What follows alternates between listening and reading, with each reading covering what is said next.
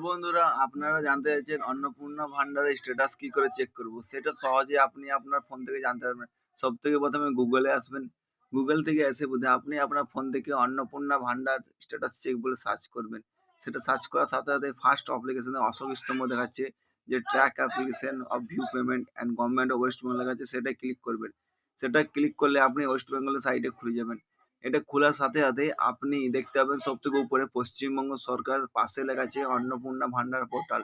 এখান থেকে আপনি আপনার যে ফোনে আছে সেটাতে আপনি আপনার অ্যাপ্লিকেশন স্ট্যাটাস চেক করতে পারবেন। এখান থেকে অ্যাপ্লিকেশন আইডি, মোবাইল নাম্বার, আধার নাম্বার, ব্যাংক অ্যাকাউন্ট যেকোনো একটা দিয়ে আপনি আপনার সবকিছু জানতে পারবেন, যে স্ট্যাটাস চেক করতে পারবেন। এটা চেক করবেন, তো এখানে আমি আপনার জন্য মোবাইল নাম্বারটা এড করলাম। মোবাইল নাম্বার সিলেক্ট করার সাথে মোবাইল নাম্বার দিতে হবে। এখানে মোবাইল নাম্বার দিলাম। মোবাইল নাম্বার দেওয়ার সাথে দেখুন এন্টার ক্যাপচা দেখাচ্ছে আপনার। এন্টার ক্যাপচার, এখানে সাইডে এন্টার ক্যাপচারটা দিবেন। এন্টার ক্যাপচার দেওয়ার পরেই আপনি আপনার ফোনে জানতে পারবেন যে আমার স্ট্যাটাস চেক হয়েছে কিনা। তো এটা আপনি দিবেন ঠিকঠাক করে। একটা ওয়ার্ড যদি ভুল হয়ে যায় তো আবার রিফ্রেশ হয়ে যাবে। সার্চ অপশনে ক্লিক করবেন। সার্চ অপশনে ক্লিক করার সাথেই আপনি আপনার ডিটেলস জানতে পারবেন।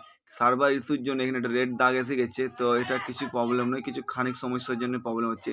এভাবে আপনি আপনার ফোনে স্ট্যাটাস চেক করতে পারবেন, এবং এভাবে আপনি অন্নপূর্ণা ভান্ডার পোর্টালে যে স্ট্যাটাস চেক করে দেখতে পারবেন আপনার অ্যাক্টিভ আছে কিনা। তা আমার ভিডিও ভালো লেগে থাকলে অবশ্যই লাইক অ্যান্ড সাবস্ক্রাইব করবেন।